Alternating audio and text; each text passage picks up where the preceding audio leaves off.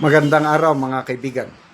Bigyan natin ng reaction, opinion itong video posted by the Political Outlook. Ang caption o title is PMA Cadet Officer, hindi kinamayan si PBBM. Sinasabi dito na yung graduation ng PMA, aakyat yung mga bagong graduates, tatanggapin nila yung diploma, kakamayan.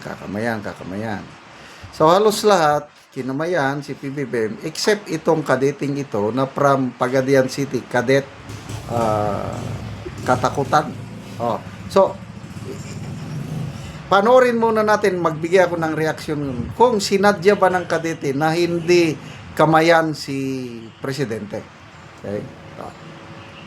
Cadet First Class Mark John Vincent Utlang Katakutan, Pagadian City, Zamboanga del Sur. Yan na siya,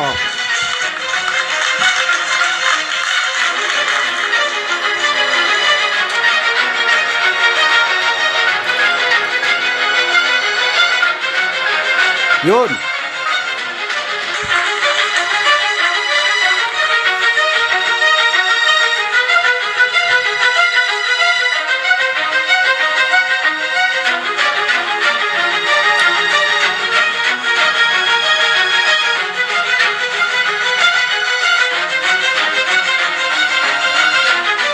Cadet First Class Mark John Vincent Utlang Katakutan.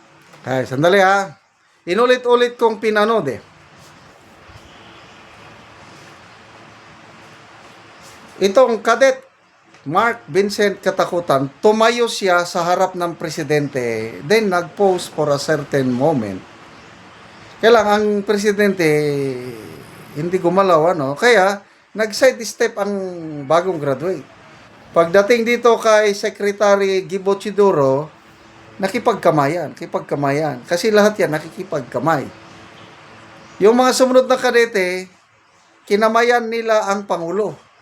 Kinamayan ang Secretary of National Defense.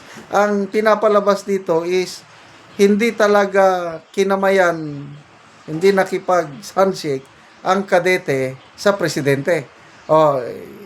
Yung analysis ko, sasabihin ko mamaya. Ulitin natin ha. Cadet First Class Mark John Vincent Utlang Katakutan, Pagadian City, Yan na. Zamboanga del Sur.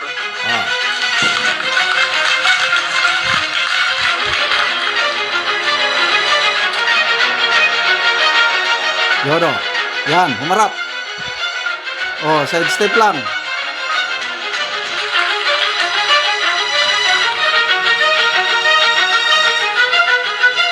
Yun.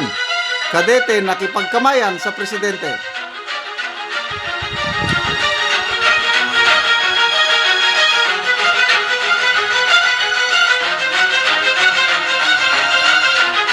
Cadet First Class Mark John Vincent Utlang Isa na lang. Pagadian City, Zamboanga del Sur.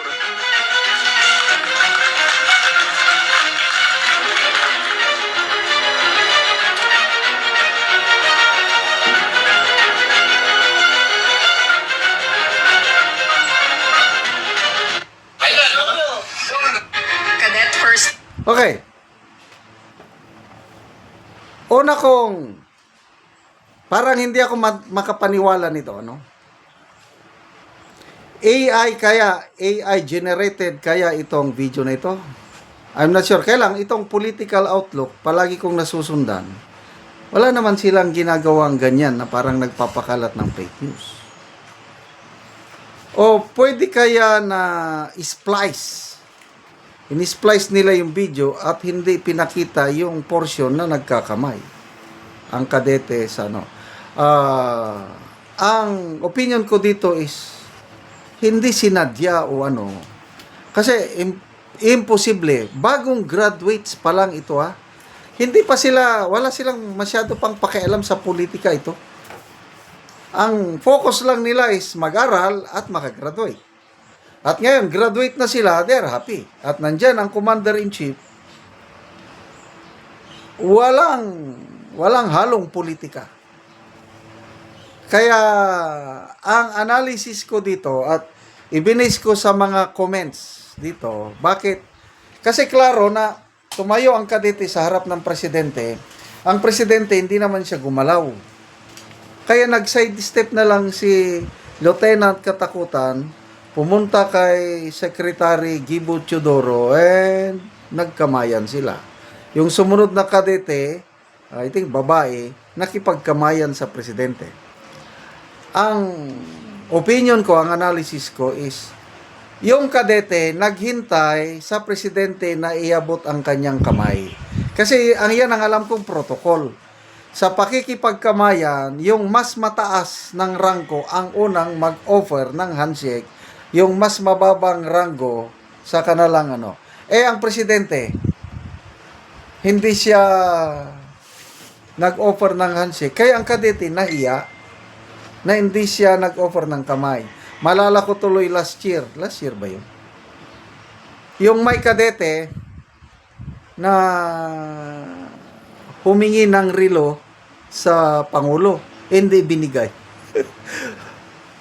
And I'm sure itong graduate na ito ngayon, alam na alam nila yung pangyayari. Kaya alanganin itong si Lieutenant Katakutan na mag-offer ang handshake dahil ang Pangulo hindi siya. Yun ang aking pagtingin dito at hindi naman sinadya na dinedma ang Pangulo. Okay? Yung mga ibang comments binasa ko, Merisi Gaba, yan nga, tama yung ginawa mo. Dahil taga Mindanao yan, taga Pagadian, ganyan talaga taga Mindanao. Oh, no way. Hindi. Huwag nating isama itong mga bagong graduate. Ang focus pa ng mayan is trabaho. Wala silang masyado munang pakialam sa politika. Naalala ko tuloy yung first, nung na-assign ako sa PME, yung first graduation na natinan ko, doon ko nakuha yung tradisyon nila doon. Napakagandang tradisyon.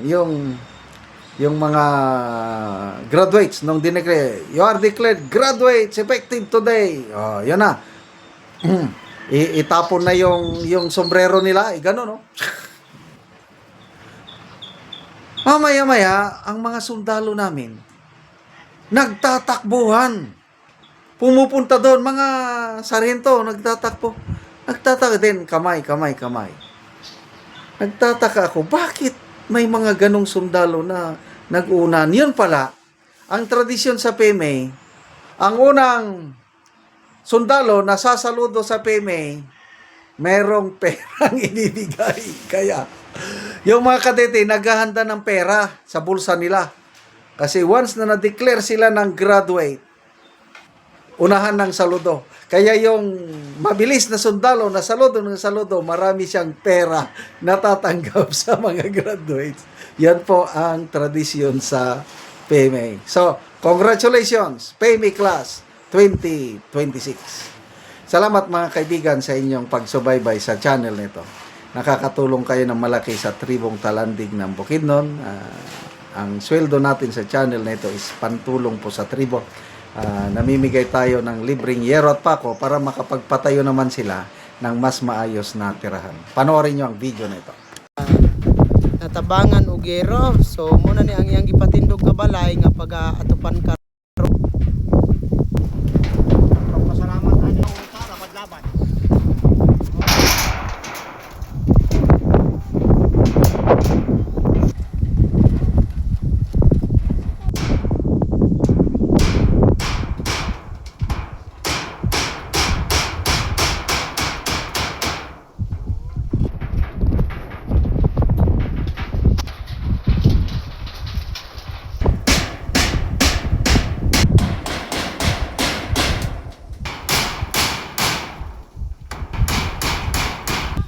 Karon naman na gyud ni atop, so makita gid nato nga nakaatop na gyud.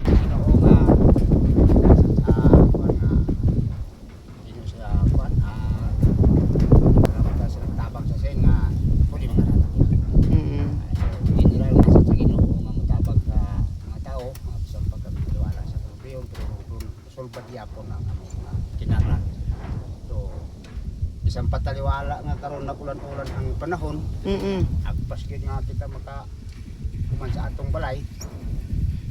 Mapasong gid namo ni nga nako nga kanon tumanon at mama ayaw sa among pagpuyo. Dili na kami ulanan. Salamat kaayo. Mga Pilar- kami nga doon na pa'y mga tabang unta nga ihatag sa labaw ng pagkakahon pagkadugang.